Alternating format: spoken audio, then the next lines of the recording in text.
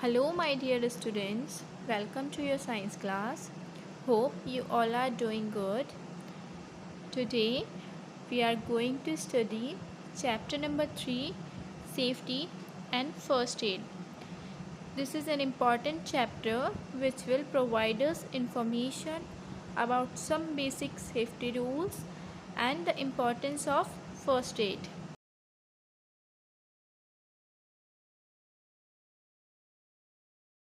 So students, before starting the chapter, let me tell you what does the word safety means. Safety Safety means a condition which prevents us from risks or accidents that may cause harm. So safety basically means prevention from damage or harm. Now let's start our chapter. First I will read and after that I will explain it to you. Chapter number 3, Safety and First Aid. Safety at home. Many accidents can take place at home if we are not careful.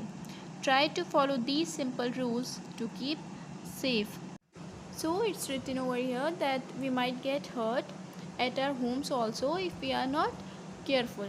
If we are careless, we may have any accident at home also. Accident, students, basically means any event that happens unexpectedly and causes damage or harm to us. So first of all we will read or we will study the safety measures which we should follow at our homes. Let's begin with the safety rules to be followed in the kitchen so that we remain safe while working in the kitchen. The first point here says use a thick glove, towel or tongs when you hold anything hot. So this point means that whenever you are working in the kitchen and you hold anything hot, you grip anything hot, you should always use thick glove, towel or tongs so that you may not burn your hand. Let's study the second one. Do not light matchsticks and gas stoves on your own. So student, this is one of the most important safety rule which you must follow in your kitchens, that whenever you have to light the gas stove or the matchstick, do not do it on your own. Always take the help of any elder because these matchsticks and gas stoves catches fire very rapidly, very quickly. Now let's study the third point. Throw vegetables and fruit peels in a covered dustbin kept inside the kitchen to avoid slipping. So students, this point furnishes us the information that we should always throw the waste of kitchen into the kitchen dustbin, and that dustbin which should be present in your kitchen should always be covered.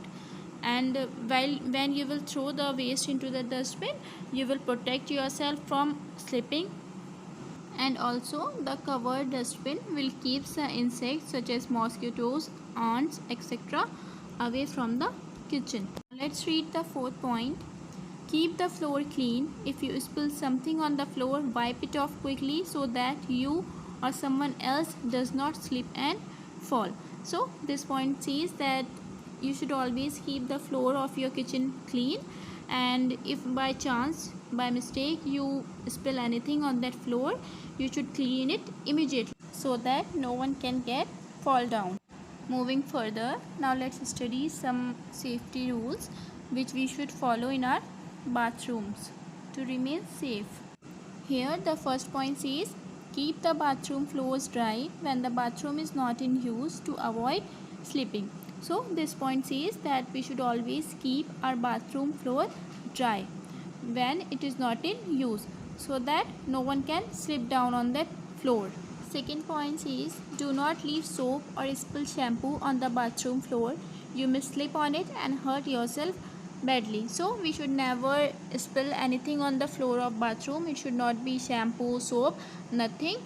And if we will spill anything, we might get slip on that and we may hurt ourselves. So to avoid slipping and getting hurt, we should never spill anything on the bathroom floor.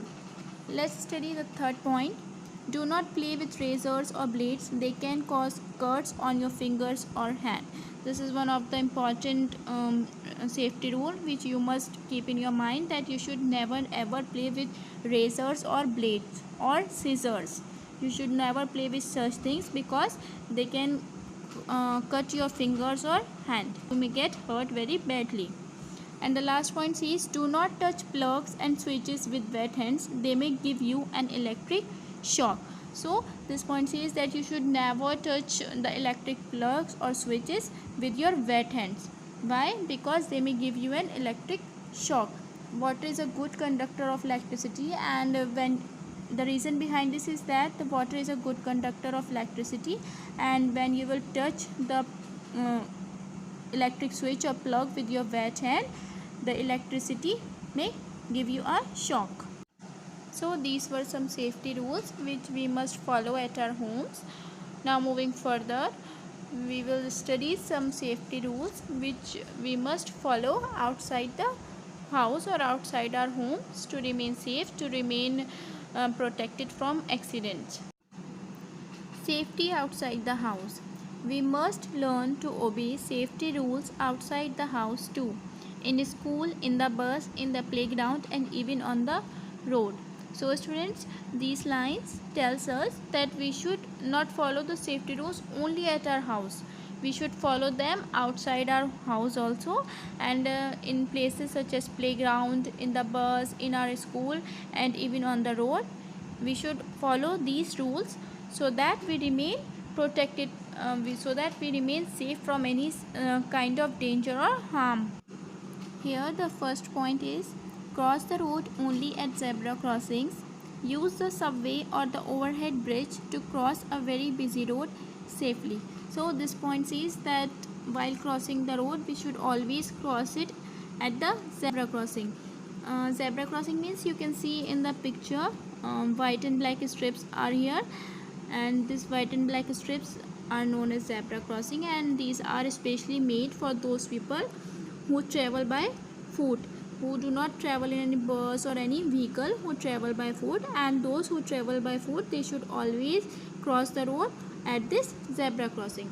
And when the road is very busy, one should take the help of subway or the overhead bridge. You can see an overhead bridge also is there in the pic. So in case of very busy road, we should take the help of overhead bridge or the subway so that we can cross the road safely. Now let's study the second point. To cross the road, one should look to the right, then left, and then right again. Make sure there are no vehicles coming before crossing the road. So this point means that before crossing any road, we should look at our both sides, to our left, to our right, and we should make sure that no vehicle is coming from either side, and then only we should cross the road. Let's move further to the next point, which says, never restrict out your head or your hand from a moving vehicle. This is an important safety rule which you must follow, that never take out your head or hand or any other body part while you are traveling in any vehicle. You should never take out your any body part while you are in any moving vehicle. Let's read the last few points. Do not play on the road. We should never play on the road. Wait for your turns in the playground. Be a gentle kind, and you should wait for your turn to play or to have the ride in swings while you are in the playground. Do not rush up and down the stairs, and do not push people, and you should never rush while you are going up or down the stairs, and you should not push people. Do not run around in the classroom. You should not run in your classrooms. Make a queue while boarding a bus, and you should always stand in a line. You should always make a queue while you are boarding any bus. So these were some basic safety rules which we must follow inside and outside our homes. Now moving further, let's study the second topic of our chapter, that is first aids. So students, what do you mean by first aids?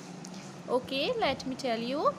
First aid means the immediate care or help which is provided to sick or injured people or individuals to prevent further damage. So it is a kind of help which you provide to any injured or sick person to prevent them from further damage. Let's study more about first aid from our books. First aid. Whenever we see someone hurt, we need to help that person before a doctor arrives. The immediate help given to an injured person before proper medical help arrives is called first aid. So students, it's written over here also that whenever we see any injured or sick person, it is our duty to provide them immediate or instant help before the proper medical help arrives, and this is this immediate or instant help which we provide to any injured or sick person is called as first aid. Let's read further. Though the type of first aid depends on the type of injury, there are some general rules which we should keep in mind when a person is injured. So the kind of first aid which we should provide to any injured person depends upon the type of injury of that person. If the injury is of extreme level, we should provide first aid according to that level, and if the injury is mild, we should provide mild treatment. But there are some general rules which we should keep in our mind whenever we are providing any first aid to any individual or to any injured person. First point is never panic. Send for an adult or call a doctor. So whenever you see any injured person or any sick person, first step you have to do is you should not panic. You should have to be relaxed, and immediately you have to send for a doctor, and you have to call any adult. Second point says do not crowd around the injured person. Second point says that never gather around any injured person. Why? Because it will make that injured person feel very uneasy. Now let's have a look at the third point, which says loosen the injured person's clothes so that he or she is comfortable. So third point says that what you have to do when you see any injured person, you have to loosen the clothes of that person so that he or she may feel comfortable, so that that person may feel comfortable. And the last point says do not allow flies and dust near the injured person. Last point says you should never allow any flies or dust to come close or near the injured person. Why? Because these flies and dust often carry so many germs with them, and when an injured person is prone to these germs, that person's injury may become worse. Now let's read further. To give first aid, we should keep a first aid box at our houses as well as our schools. So we should always keep a first aid box at our houses and as well as at our schools, so that we can provide any instant help to the needy people, to the needy individuals. And what should that first aid box contain? Let's have a look on the next page. A first aid box should contain the following items. First, an antiseptic lotion. Second, an antiseptic cream. Third, cotton rolls and cotton buds. Fourth, a pair of scissors. Fifth, sticky tape. Sixth, some band-aids. 7, some sterilized cotton bandages. 8, a small packet of oral rehydration solutions ORS. 9, a crepe bandage, and 10, tweezers. So here is a list of few items which we should always put in our first aid box, and you can see in the picture also first aid box is there on which a red cross sign is made, and beside that all the items are there. First, antiseptic lotion, second, antiseptic cream, and third is cotton rolls and cotton buds. So these are all the 10 items which are listed here. Now let's study further. One should always observe safety rules to avoid accidents. Let us see how we can give simple first aid before help arrives. So here are few examples how we can give first aid before the proper medical help arrives. First one is for cuts and wounds. So in case of any cuts or wounds, we should follow these steps. First is wash the wound or the cut with water to remove dirt.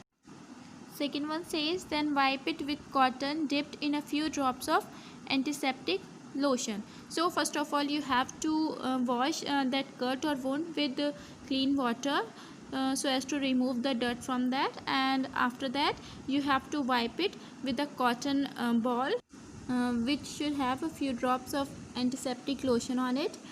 And next, the third step is, if it is a minor cut, then simply put a bandage after that.